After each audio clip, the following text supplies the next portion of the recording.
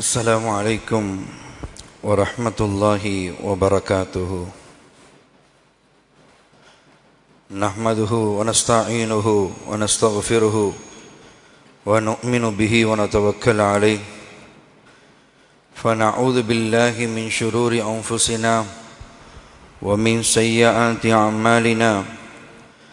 من يهده الله فلا مضل له ومن يضلل فلا هادي له. فنشهد أن لا إله إلا الله وحده لا شريك له، ونشهد أن سيدنا محمدا عبده ورسوله، أرسله بالحق بشيرا ونذيرا وداعيا إلى الله بإذنه وسراجا منيرا. اللهم صل على سيدنا ومولانا محمد شمس الأنبياء وبدر المتقين وتاج المرسلين وعلى آله وصحبه أجمعين. أما بعد، فقد قال الله تعالى في محكم التنزيل: أعوذ بالله من الشيطان الرجيم، بسم الله الرحمن الرحيم.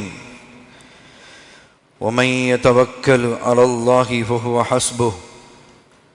قال أيضا: ألا إن أولياء الله لا خوف عليهم ولا هم يحزنون. صدق الله العلي العظيم.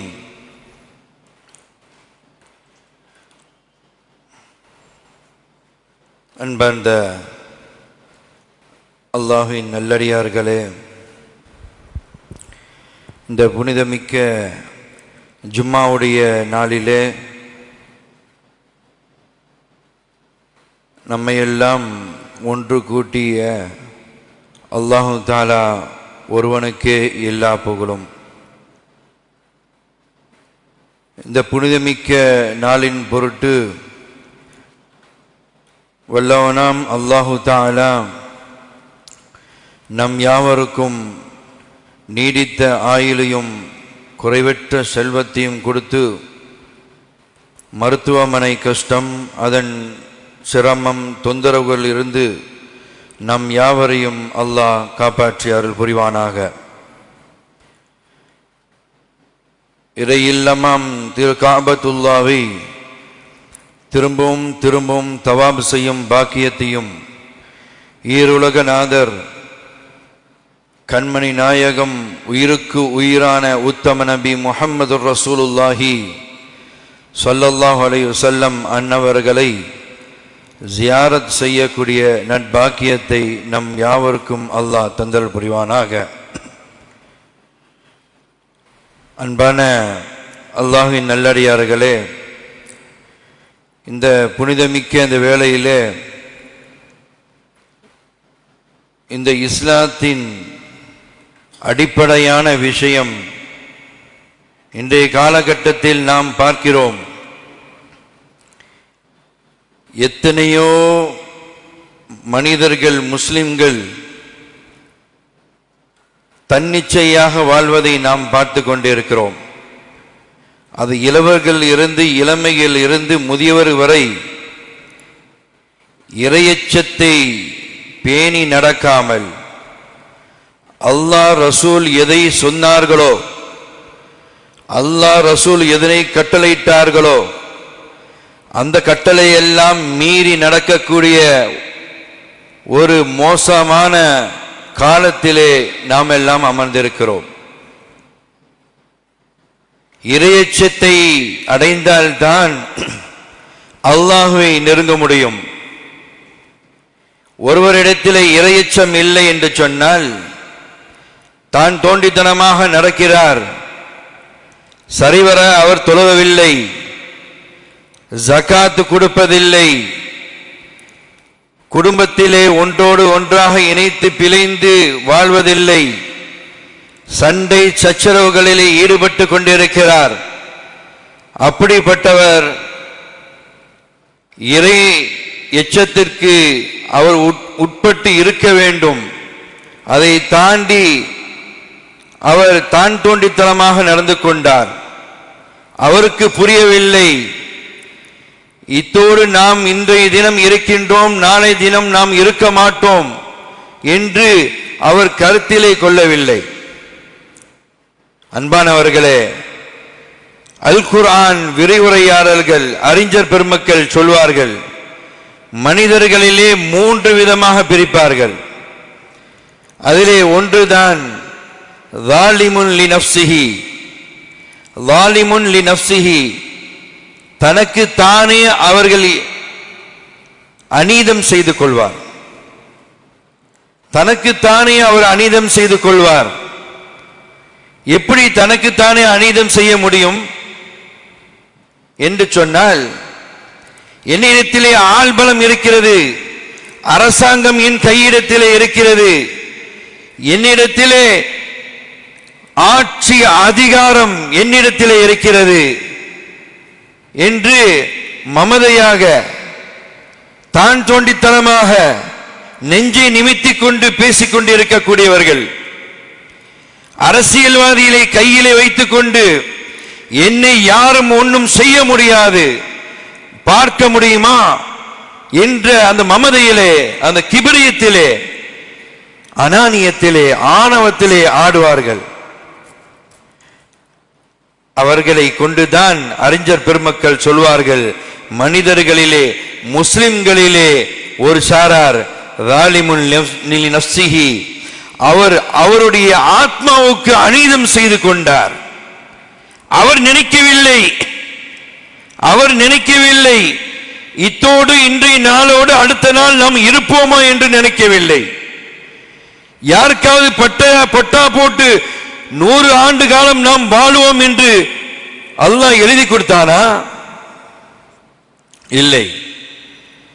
சராசரியாக நாம் பார்க்கிறோம், இதற்கு முன்னால் வாழ்ந்த சமூகம் 300 ஆண்டு காலம் வாழ்ந்தது.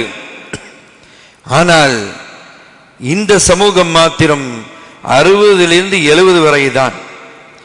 அதை நினைத்தால் கூட சொற்பமான காலம் மாத்திரம் சந்தோஷமாக வாழலாம். அவர்கள் வாழ்வதில்லை. நான் என்ற மமதையிலே வாழ்ந்தார்கள். நான் என்ற மமதையிலே வாழ்ந்தார்கள். அன்பானவர்களே, அப்படி இருக்கச்ச அவர்கள் இன்னும் நினைக்கவில்லை, அடுத்த காலம் நமக்கு கபருடைய காலம். கபர் என்ற வாழ்க்கை இருக்கிறது. கபர் என்ற வாழ்க்கை இருக்கிறது. அந்த வாழ்க்கையை அவர்கள் உணரவில்லை அவர்கள். ஆனால் அந்த கபருடைய வாழ்க்கையிலே 6 அடி குழியிலே இருக்கிறோமே, அந்த இருட்டிலே இருக்கிறோமே என்று கொஞ்சம் கூட அவர்களுக்கு கவலையும் இல்லை, இறையச்சமும் இல்லை. இதுதான் ஆலமுல் பர்ஸஹ் என்று சொல்வார்கள். இப்படிப்பட்டவர்கள் தான் ஸாலிமுன் லினஃப்ஸிஹி.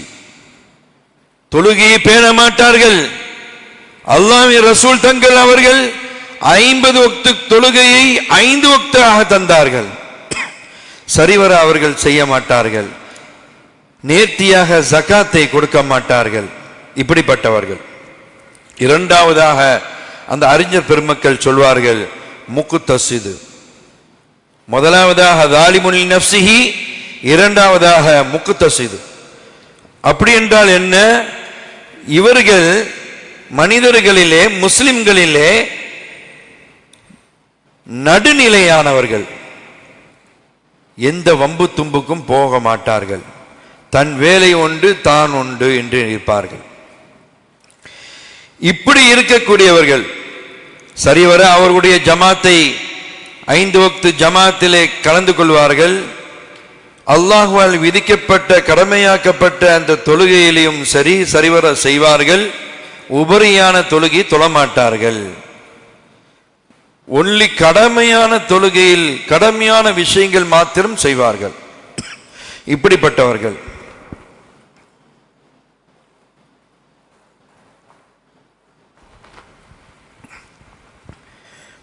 அவர்கள் ஹராம் ஹலாலை பேணி நடப்பார்கள். இது ஹராம், இது ஹலால், மார்க்கத்தில் சொல்லப்பட்ட கண்மணி நாயகம் ரசூலுல்லாஹி ஸல்லல்லாஹு அலைஹி வஸல்லம் எதையும் சொல்லாமல் அவர்கள் செல்லவில்லை, எல்லாத்தையும் சொல்லிவிட்டார்கள். இது ஹராம், இது ஹலால். இந்த ஹராமை செய்தால் நீ நரகவாதி, நீ ஹலாலை எடுத்துக்கொண்டால் நீ சொர்க்கவாதி என்றெல்லாம் சொல்லிவிட்டு சென்றார்கள். ஆனால் இவர்கள், இந்த முக்தஸித் என்று சொல்லக்கூடிய இரண்டாவது நபர்கள், சரிவர ஹலாலான விஷயத்தை கரெக்டாக செய்வார்கள், ஹராமானதை விட்டு விடுவார்கள். ஆனால் உபரியான தொழுகையை, சுன்னத்தான விஷயங்களை அவர்கள் செய்வதில்லை. இப்படிப்பட்டவர்கள் குடும்பத்தில் நல்லாக இருப்பார்கள், அனுசரித்து போவார்கள், இப்படிப்பட்டவர்கள். ஆனால் கண்மணி நாயகம் ரசூலுல்லாஹி ஸல்லல்லாஹு அலைஹி வஸல்லம் அவர்களிடத்திலே ஒரு மனிதர் வர்றார். வந்து சொல்றார், நான் ரொம்ப காலமாக நீண்ட தூரத்திலிருந்து வருகிறேன், நீண்ட தூரத்திலிருந்து வருகிறேன். அன்றைய காலகட்டம் நமக்கு தெரியும், ஒளிந்து ஒளிந்து தான் ரசூல் ஸல்லல்லாஹு அலைஹி வஸல்லம் அவர்களை பார்க்க முடியும். அப்படிப்பட்ட காலம். கோத்திரம் என்று சொல்வார்கள், குறைஷி கோத்திரம் நமக்கெல்லாம் தெரியும். ஹிஜ்ரத் கோத்திரம், ஹஜ்ரத் கோத்திரம், இப்படி போன்ற கோத்திரங்கள் இருக்கும். அந்த கோத்திரத்திலே குடும்பங்களும் சேர்ந்து இருக்கும். என்னென்ன குடும்பங்கள்? ஹாஷிம் குடும்பம் இருக்கும், இன்னும் அதி என்ற குடும்பம் இருக்கும், இப்படி பலதரப்பட்ட குடும்பங்கள் இருக்கும். ஆனால் கோத்திரத்திற்குள்ளால், குடும்பத்திற்குள்ளால் சண்டை வந்துவிட்டால் இவர்கள் நுழைய மாட்டார்கள், மற்ற கோத்திரத்தில் உள்ளவர்கள் நுழைய மாட்டார்கள். அரபுகளிலே உள்ள வழக்கம் அது. அப்படிப்பட்ட காலம். ஒருவர் சண்டையிட்டு இந்த கோத்திரத்திலிருந்து அடுத்த கோத்திரத்தில் சண்டையிட வேண்டும், சண்டையிட்டால் தான் நாம் நெஞ்சை நிமித்தி நடக்க முடியும் என்ற அந்த எண்ணத்தில் இருந்தவர்கள். ஆனால் கண்மணி நாயகம் ரசூலுல்லாஹி ஸல்லல்லாஹு அலைஹி வஸல்லம் அவர்கள் எப்போது வந்து 23 ஆண்டு காலம் அவர்கள் செய்த அந்த பணி, இறை பணி, இது எல்லாம் முறியடித்து விட்டார்கள். ஜாஹிலித்தன, மடமைத்தனமான எந்த ஒரு காரியத்தையும் எல்லாத்தையும் உடைத்து விட்டார்கள். எல்லோரும் இப்போது நிம்மதியாக இருக்கிறார்கள். அந்த காலகட்டத்திலே ஒரு நபர் வருகிறார். ரசூலுல்லாஹி ஸல்லல்லாஹு அலைஹி வஸல்லம் அவர்களிடத்திலே சொல்லுகிறார், யா ரசூலுல்லாஹ், நான் நீண்ட தூரத்திலிருந்து வருகிறேன், அந்த எனக்கு இப்போது புதிதாக நான் மார்க்கத்தை அறிந்து கொள்ள வேண்டும் என்பதற்காக நீங்கள் ஏதாவது சொல்ல வேண்டுமே என்று சொன்னவுடன் கண்மணி நாயகம் ரசூலுல்லாஹி ஸல்லல்லாஹு அலைஹி வஸல்லம் அவர்கள் சொன்னார்கள், நீ முதலாவதாக 5 வக்து தொழுகையை சரிவர நிறைவேற்ற வேண்டும் என்று சொன்னார்கள். அந்த 5 வக்து தொழுகையை மாத்திரம் தான் நிறைவேற்றுவேன், சுன்னத்தை நிறைவேற்ற மாட்டேன் என்று சொன்னவர்கள். ஆனால் அடுத்ததாக சொன்னார்கள், நீங்கள் தொழுகையை நிறைவேற்ற மாத்திரம் போதாது, கடமையான நோன்பையும் நிறைவேற்ற வேண்டும், 30 பிடிக்க வேண்டும், ரமதானுடைய மாதத்திலே கடமையான நோன்பை பிடிக்க வேண்டும் என்று ஆம் நான் பிடிப்பேன் என்று சொன்னார் அந்த மனிதர். நான் உபரியான சுன்னத்தான நோன்பை நோட்க மாட்டேன் என்று சொன்னார். அடுத்தது மூன்றாவதாக சொன்னார் ஸல்லல்லாஹு அலைஹி வஸல்லம் அவர்கள் சொன்னார்கள், நீ ஜகாத்தை சரிவர வருஷம் வருஷம் அந்தந்த கணக்குப்படி நீ கொடுத்து விட வேண்டும். சரி, நான் கொடுக்கின்றேன், மேல் மிச்சமாக என்னால் கொடுக்க முடியாது என்று சொல்லிவிட்டார். ஹஜ்ஜை வாழ்நாளில் ஒரு தடவையாவது ஹஜ்ஜை நிறைவேற்ற வேண்டும் என்று சொன்னார்கள். அந்த ஹஜ்ஜை அந்த மனிதர் சொன்னார், நான் ஹஜ்ஜை நிறைவேற்றுவேன் என்று சொன்னார். இப்படி சொன்ன பிறகு எதையெல்லாம் கடமையை என்று சொன்னார்களோ, கண்மணி நாயகம் ரசூலுல்லாஹி ஸல்லல்லாஹு அலைஹி வஸல்லம் எதையெல்லாம் கடமை என்று சொன்னார்களோ அந்த கடமையை சரிவர செய்தார்கள். உபரியான சுன்னத்தான விஷயங்களை நான் செய்ய மாட்டேன் என்று சொன்னார்கள். இவர்கள் சரி என்று போய்விட்டார்கள். போன பிறகு ரசூல் ஸல்லல்லாஹு அலைஹி வஸல்லம் அவர்கள் சொல்கிறார்கள், இதோ போய்கொண்டிருக்கிறாரே, இதே போய்கொண்டிருக்கிறாரே, அவர்கள் சொர்க்கவாசி என்று சொன்னார்கள்.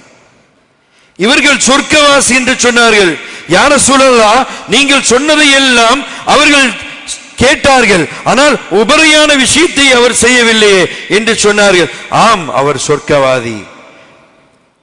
தேர்விலே 35 மார்க்கும் ஒன்றுதான், 100 மார்க்கும் ஒன்றுதான். இவர் 35 மார்க்குக்கு ஏற்றவாறு அவர் சொர்க்கத்திலே நுழைவார், கீழே இருப்பார். 100க்கும் 100 மார்க் எடுத்தவருக்கும் 35 மார்க் எடுத்தவருக்கும் வித்தியாசம் இருக்கிறது. அவர் ஏ கிரேடில் இருப்பார், இவர் அடித்தட்டிலே சொர்க்கத்தில் வாசலிலே இருப்பார். இவர் சொர்க்கவாசி என்று சொன்னார்கள். யாரை பார்த்து? முக்தஸித், நடுநிலையானவர்கள் என்றவரை பார்த்து சொன்னார்கள். அன்பானவர்களே, இப்படி பலதரப்பட்ட விஷயங்கள். அடுத்து மூன்றாவதாக சாபிகுல் ஹைராத். சாபிகுல் ஹைராத் அறிஞர்கள் பிரிப்பார்கள். மூன்றாவதாக சாபிகுல் ஹைராத். எந்த விஷயமாக இருந்தாலும் சரி நலவை எடுத்து முன்னோட்டி நிற்பார்கள். தொழுகையா இருக்கட்டும், ஜகாத்தா இருக்கட்டும், இன்னும் என்னென்ன பேணி நடக்க வேண்டுமோ அத்தனையும் அவர்கள் முன்னின்று நடத்துவார்கள். நலவை செய்வார்கள், நன்மை செய்வதற்கு போட்டி போடுவார்கள், ஒரு சுன்னத்தை விடமாட்டார்கள். நமக்கெல்லாம் தரும் அபுதாவுத் ரஹ்மத்துல்லாஹி அலைஹி அவர்கள் ஒரு கட்டத்திலே ஒரு சின்ன சுன்னத்தை தான் நாம் செய்கிறோமா, நமக்கு படிப்பினை என்ன என்று இந்த வரலாறுல பார்க்கலாம். அன்பானவர்களே, இந்த அபுதாவுத் ரஹ்மத்துல்லாஹி அலைஹி அவர்கள் என்ன செய்தார்கள் தெரியுமா?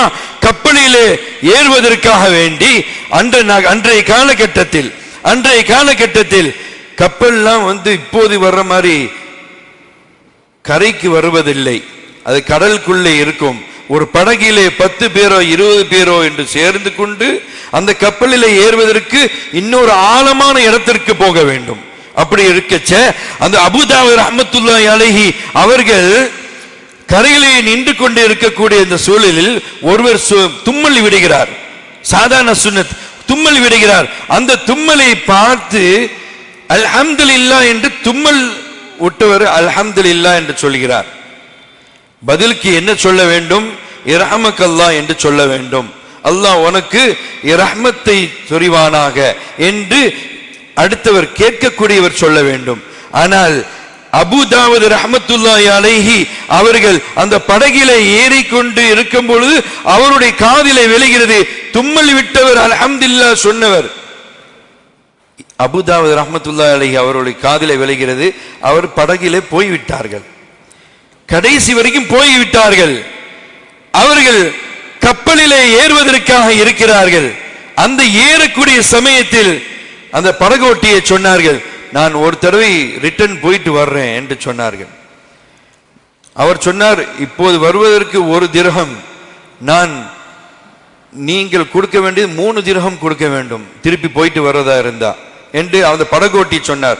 சரி பரவாயில்லை தருகிறேன் என்று சொன்னவுடன் திருப்பியும் ரிட்டனாக கரைக்கு வந்தார்கள். அந்த மனிதர் தும்மலிட்ட அல்ஹம்துலில்லாஹ் என்று சொன்ன அந்த நபர் நின்று கொண்டிருந்தார். உடனடியாக அந்த படகிலே இறங்கி கொண்டு தும்மலிவிட்டவரை பார்த்து, ரொம்ப நேரம் ஆயிடுச்சு, காம நேரம் மேல ஆச்சு, அரை மணி நேரம் மேல ஆச்சு, வந்து சொல்கிறார், இரஹமக்கல்லாஹ், அல்லாஹ் உங்களுக்கு ரஹ்மத் செய்வானாக என்று சொன்னவுடன் அவர்கள் ஆமீன் என்று சொல்லிவிட்டார்கள்.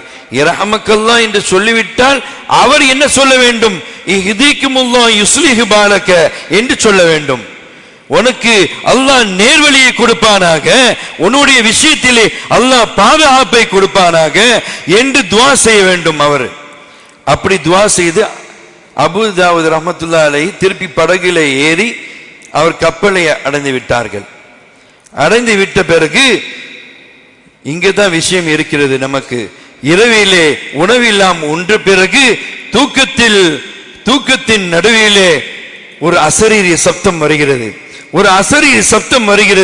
அந்த அசரீரிய சப்தத்தை கேட்டு திடுக்கிட்டு எழுந்த அபுதாவுத் ரஹ்மத்துல்லாஹி அலைஹி அவர்கள் திடுக்கிட்டு எழுந்தார்கள். எழுந்து அது அசரீரிய சப்தம் என்ன தெரியுமா? இஸ்தரா அபுதாவுத் அல் ஜன்னத் பி தீனாரின் வாஹிதின். அபுதாவுத் ரஹ்மத்துல்லாஹி அலைஹி அவர்கள் 1 தீனாரை கொண்டு சொர்க்கத்தை வாங்கிவிட்டார்கள் என்ற சுப செய்தி வந்தது. பாருங்க, ஒரு சின்ன சுன்னத்து தான் இது. யாராவது நாம் இங்கு படிப்பினை நமக்கு என்ன என்று சொன்னால், நாம் தும்மலிடும்போது அல்ஹம்துலில்லாஹ் என்று சொல்கிறோமா? சொல்ல வேண்டும். நபிகள் நாயகம் ரசூலுல்லாஹி ஸல்லல்லாஹு அலைஹி வஸல்லம் அவர்கள் கற்றுத்தந்த துஆ.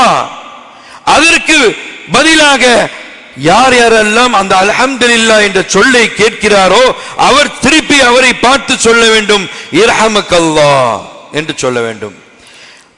அவர் என்ன சொல்ல வேண்டும்? திருப்பி தும்மலிட்டவர் என்ன சொல்ல வேண்டும்?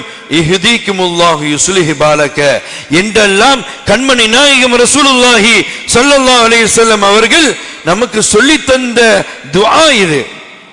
சின்ன சுன்னத்து. இதுவெல்லாம் போய் படகுல போய் ஒரு 1/4 மணி நேரம் 1/2 மணி நேரம் நம்ம வேஸ்ட் பண்ணி நாம சொல்லணுமா? அப்படிப்பட்ட திங்கிங் தான் இப்போது இருக்கிற காலம். இந்த சின்ன சுன்னத்தை கூட அபூதாவூத் ரஹ்மத்துல்லாஹி அலைஹி அவர்கள் படகிலே சென்று பல கிலோமீட்டர் போய் திருப்பி இரஹமக்கல்லாஹ் என்ற அந்த சுன்னத்தான நன்மையை பெற்றுக் கொண்டு வந்தார்கள்.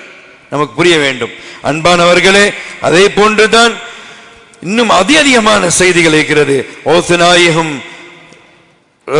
ஓசுநாயகம் குத்துபுல் அக்தாப் ஓசுல் ஆலம் முஹியுத்தீன் அப்துல் காதர் ஜெயிலானி கத்தஸல்லாஹு சிறல் அஸீஸ் அவர்களுக்கு கிடைக்காத பொருளாதாரமா? அல்லாஹ் அவர்களுக்கு சொத்தாக பொருளாதாரத்திலே அருள் வழியை கொடுத்தான். பெரும் பரக்கத்தாக இருந்தார்கள். ஓசுல் ஆலம் முஹியுத்தீன் அப்துல் காதர் ஜெயிலானி கத்தஸல்லாஹு சிறல் அஸீஸ் அவர்களுடைய பேரிலே சொந்தமான கப்பல் ஓடுகிறது பகதாதிலே. அந்த நேரத்தில் ஓசுனா முஹியுத்தீன் அப்துல் காதர் ஜெயிலானி கத்தஸல்லாஹு சிறல் அஸீஸ் அவர்களுடைய நசியத்து பண்ணி கொண்டே இருக்கிறார்கள், மக்களிடத்திலே பேசிக் கொண்டே இருக்கிறார்கள். அந்த நேரத்தில் ஒருவர் வருகிறார், ஓடோடி வருகிறார், வந்து சொல்கிறார், ஓசனா எஜமானே எஜமானே நம்முடைய கப்பல் தாழ்ந்து விட்டது கடலிலே என்று சொல்கிறார். கப்பல் தாழ்ந்து விட்டது, நம் பொருளாதாரம் எல்லாம் வீணாகி விட்டது, கப்பலிலே மூழ்கி விட்டது, கடலிலே மூழ்கி விட்டது என்று சொன்னவுடன் முஹியுத்தீன் அப்துல் காதர் ஜெயிலானி கத்தஸல்லாஹு சிறல் அஸீஸ் என்ன சொன்னார்கள் தெரியுமா? ஒன்றும் சொல்லவில்லை, அல்ஹம்துலில்லாஹ் என்று சொன்னார்கள். அல்ஹம்துலில்லாஹ் என்று சொன்னார்கள். ஒரு பெருண்ட பொருளாதாரம், கோடிக்கணக்கான பொருளாதாரம் கடலிலே மூழ்கிவிட்டது என்று சொன்னால் என்ன செய்வது? இப்போதுக்கு உள்ள காலத்திலே அப்படி இருந்தால் ஹார்ட் அட்டாக்கை வந்து அந்த நேரத்திலே மரணம் அடைந்துருவாங்க. அந்த அளவுக்கு மோசமான காலம். ஆனால் குத்துபுனா ஓசுல் ஆலம் முஹியுத்தீன் அப்துல் காதர் ஜெயிலானி கத்தஸல்லாஹு சிறல் அஸீஸ் அவர்கள் சொன்னார்கள் அல்ஹம்துலில்லாஹ் என்று சொன்னார்கள். இன்னும் கொஞ்சம் 5-10 நிமிடம் தாண்டி ஒருவர் ஓடி வருகிறார். இல்லை இல்லை எஜமானே, நம்முடைய கப்பல் ஒன்றும் தாழ்ந்து விடவில்லை, கடலிலே மூழ்கி விடவில்லை, இது வேறு ஒரு கப்பல், வேறொரு ஆளுடைய சொந்தமான கப்பல் கவிழ்ந்தது, நமக்கு பொருளாதாரத்துக்கும் எந்தவித ஆபத்தும் இல்லை என்று சொன்னவுடன் திரும்பியும் சொன்னார்கள் ஓசுநாயகம் அவர்கள். என்ன சொன்னார்கள் தெரியுமா? அப்போதும் சொன்னார்கள் அல்ஹம்துலில்லாஹ். சீடர்கள் எல்லாம் உட்கார்ந்து கொண்டு இருக்கிறார்கள், எல்லோரும் உட்கார்ந்து கொண்டு நசியத்தை கேட்டுக் கொண்டு இருக்கிறார்கள். ஒருவர் எழுந்தார், ஒருவர் எழுந்து சொன்னார், ஓசனா எஜமானே, கப்பல் தாழ்ந்து விட்டது என்று சொன்னோம், அப்போதும் அல்ஹம்துலில்லாஹ் என்று சொன்னீர்கள். அது பொருளாதாரம், கோடிக்கணக்கான பொருளாதாரம் கடலிலே மூழ்கிவிட்டது, அப்போதும் நீங்கள் அல்ஹம்துலில்லாஹ் என்று சொன்னீர்கள். இப்போது நம்முடைய கப்பல் இல்ல, அது வேறு ஒருவருடையது என்று சொன்னவுடன் இப்போதும் அல்ஹம்துலில்லாஹ் என்று சொன்னீர்களே, என்ன அர்த்தம் என்று கேட்டார்கள். கேட்ட பொழுது எஜமான் அவர்கள் சொன்னார்கள், சீடர்களே, என்னுடைய அருமையான மக்களே, நீங்கள் சொன்னது உண்மைதான், கப்பல் கடலிலே தாழ்ந்து விட்டது என்று சொன்னது உண்மைதான். அந்த விஷயத்தை ஏற்றுக்கொண்டு நான் என் கல்பிடத்திலே பேசினேன், என் மனது இடத்திலே பேசினேன், கல்பை பார்த்தேன், கல்பு நொந்து விட்டதா, கல்பு ஏதாச்சும் என்னுடைய மனது இரக்கம் அடைகிறதா அல்லது அல்லாஹ்வை திட்டுகிறதா என்று பார்த்தேன். ஒன்றும் சொல்லவில்லை, எதுவும் செய்யவில்லை, அப்படியே அமைதியாக இருந்தது. அதற்காக நான் அல்ஹம்துலில்லாஹ் என்று சொன்னேன். கண்மணி நாயகம் ரசூலுல்லாஹி ஸல்லல்லாஹு அலைஹி வஸல்லம் போதித்தது தான் இதெல்லாம். ஆனால் இன்னும் சொன்னார்கள், அடுத்தது இன்னொரு தடவை ஏன் அல்ஹம்துலில்லாஹ் என்று சொன்னான் தெரியுமா? நீங்கள் சொன்னீர்கள், இல்லை இல்லை, இது நமது கப்பல் அல்ல, இது வேறு ஒருவருடைய சொந்தமான கப்பல் கவிழ்ந்து விட்டது என்று சொன்னீர்கள். அப்போதும் என்னுடைய கல்பை பார்த்தேன், என் நெஞ்சத்தை பார்த்தேன். அந்த நெஞ்சம், என்னுடைய மனசு ஆடுகிறதா, மமதையிலே பெருமையிலே குதிக்கிறதா என்று நான் பார்த்தேன். அப்போதும் என்னுடைய மனது சாந்தமாக இருந்தது, அல்லாஹ்வை துதித்துக் கொண்டு இருந்தது. நான் அப்போதும் அல்ஹம்துலில்லாஹ் என்று சொன்னேன். இதில் நமக்கு என்ன படிப்பினை? எந்த ஒரு காரியமாக இருந்தாலும் சரி, தொழிலே நஷ்டமாக இருந்தாலும் சரி, தொழிலே நஷ்டம், குடும்பத்திலே பிரச்சனை என்றிருந்தாலும் அல்லாஹ் மீது தவக்கல் வைக்க வேண்டும். உமைய தவக்கல் அலல்லாஹி ஃபஹுவ ஹஸ்பு. அல்லாஹ் மீது தவக்கல் வைத்தால் எல்லாமே நமக்கு இருக்கும். அன்பானவர்களே, அல்லாஹ்வின் நல்லடியார்களே, இது போன்ற இறையச்சத்தோடு நபி அவர்களும் சஹாபா பெருமக்களும் வலிமார்களும் வாழ்ந்து காட்டினார்கள். அதே போன்றுதான் நாமும் நம்முடைய வாழ்க்கையிலும் எடுத்து நடப்போமாக. நம் வாழ்க்கையிலே எல்லா இறையச்சத்தை பேணி நடக்கக்கூடிய நட்பாக்கியசாலியாக நம் அனைவர்களும் அல்லாஹ் ஆக்கி அருள் புரிவானாக. ஹஜ்ஜுடைய பாக்கியத்தை நசீபாக்கி அருள் புரிவானாக. மருத்துவமனை கஷ்டம், அதன் தொந்தரவுகள், சிரமங்கள் இருந்து நம் யாவரையும் அல்லாஹ் காப்பாற்றி அருள் புரிவானாக. நம் பிச்சருங்களை அல்லாஹ் காப்பாற்றி அருள் புரிவானாக என்ற பெருந்துவாவோடு எனது உரையை நிறைவு செய்கிறேன். வ ஆகிர் தவானா அனில் ஹம்துலில்லாஹி ரப்பில் ஆலமீன். வஸ்ஸலாமு அலைக்கும் வரஹ்மத்துல்லாஹி வபரகாத்துஹு.